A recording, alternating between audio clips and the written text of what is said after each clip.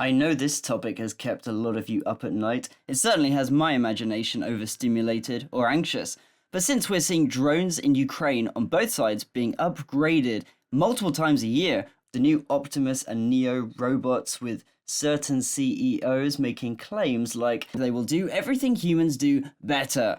Images of Terminator, Star Wars, and others come flooding into our heads out of culture at large, even going back 100 years to Metropolis and science fiction literature. The difference is that nowadays we're seeing it on the news, not just in the cinema, with DARPA, US military and other countries racing to build robots for the front lines of war. So let's take a look at the countries most likely to take a shot at world domination using an unbeatable elite robot army. And I promise one of these will surprise you. Vamos a ello.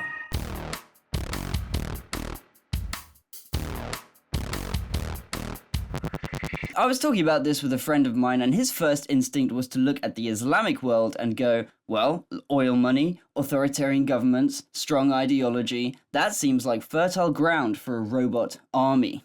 Well, here's the twist. Islam has a deep, ancient suspicion of images that imitate life. No idols, no false creations, and so a humanoid killing machine is like a walking theological paradox. War in Islamic traditions is not just technical, it is moral. It's about courage, sacrifice, accountability before God.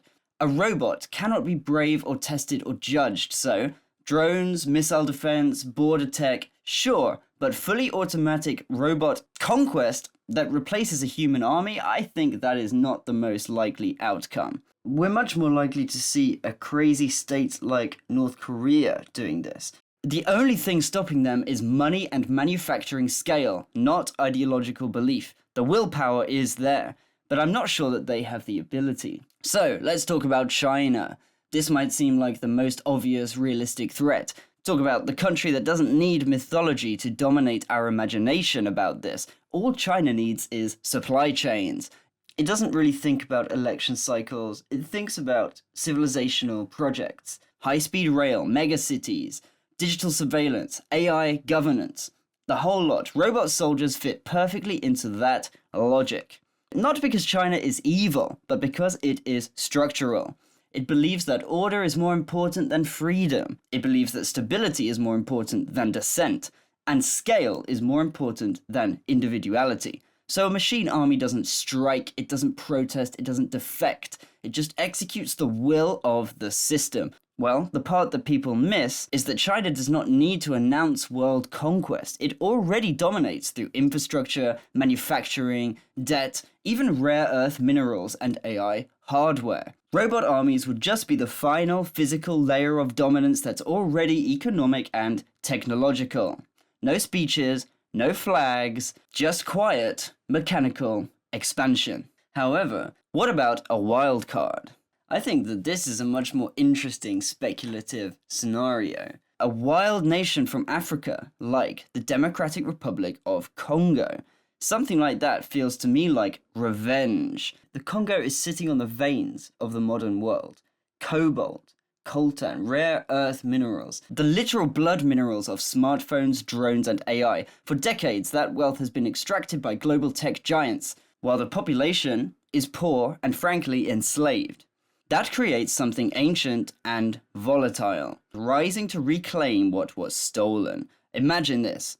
A radical African techno-nationalist regime takes power.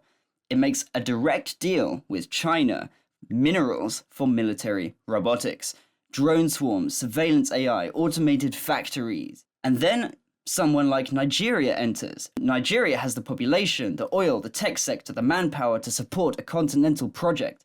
Congo provides the minerals, Nigeria provides the scale, China provides the machines. Not conquest, not empire, but the final liberation of Africa from human exploitation. No child soldiers, no tribal war, no colonial pipelines of flesh, only machines. And that is actually how the most dangerous robot army would be bought. Not as a supervillain project, but as a moral revolution that slides into a mechanical empire. Now, a lot of people like to imagine that these robot world domination scenarios are something that must come from somewhere else.